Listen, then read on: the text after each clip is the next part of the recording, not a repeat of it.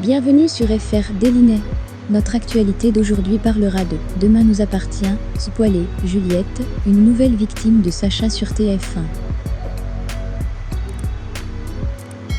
Juliette, Mathilde Lebrequier, est sous le choc. Les chaussures, dont l'empreinte a été retrouvée près du corps de Clémentine, Linda Hardy, appartiennent bien à Sacha, Renaud Roussel. Elle décide de confronter son compagnon.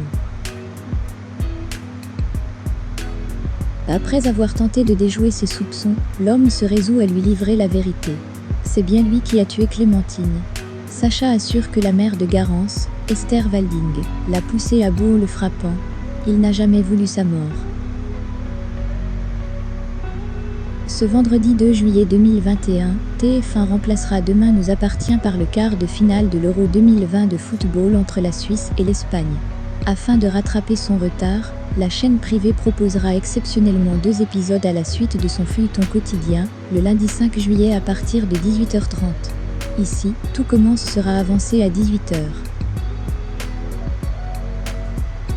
Océane, Elisa Noyer, trouve la situation de plus en plus suspecte.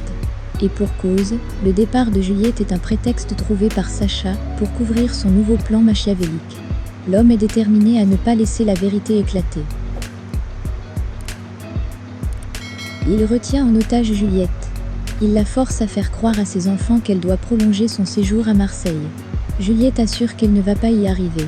Sacha passe à la vitesse supérieure. Dans les prochains épisodes, une nouvelle disparition va secouer Seth, et les enfants de Sacha vont finir par découvrir une terrible vérité. Sacha ne s'arrête pas là. Il confesse avoir également tué Vinciane Allard, Lynn Ancel et Julie Laval, qui menaçaient de le dénoncer à la police. Juliette veut qu'il se rende au commissariat. Sacha lui demande de pouvoir passer une ultime soirée avec ses enfants. Elle accepte. Mais Juliette n'en démord pas. Elle accompagnera Sacha au commissariat dès le lendemain matin. Dans les prochains épisodes, Juliette est annoncée sur le départ pour Marseille. Elle doit s'absenter quelques jours de Frontignan pour des raisons professionnelles. À la ferme, Judith tente de changer d'avis en donnant un coup de main à son père. Elle confie à Alex que Souleymane l'a quittée la semaine dernière. Alors qu'elle n'est plus sûre de l'aimer encore, il lui manque le fait qu'elle soit partie. Alex conseille à sa fille de se donner du temps, car les amours à son âge viendront. À Spoon, Chloé traverse la rue avec Souleymane. Il lui confie qu'il a abandonné Judith, car elle ne calcule plus. L'adolescent regrettait que Judith n'ait pas essayé de le retenir.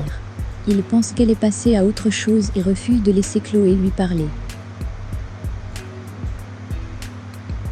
Noah rend visite à Judith, mais il reçoit un accueil froid de Jeanne. Jo n'est pas le bienvenu et elle refuse à sa nièce de le voir. Mais Judith se dressa contre lui. Noah invite Judith à se promener le long de l'étang. La jeune femme lui confiait que Souleymane l'avait quittée la semaine dernière, et elle ne pouvait s'empêcher de penser à lui.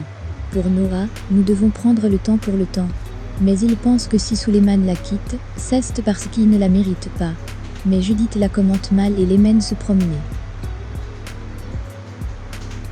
Merci d'avoir regardé, et à la prochaine vidéo. N'oubliez pas de vous abonner à notre chaîne.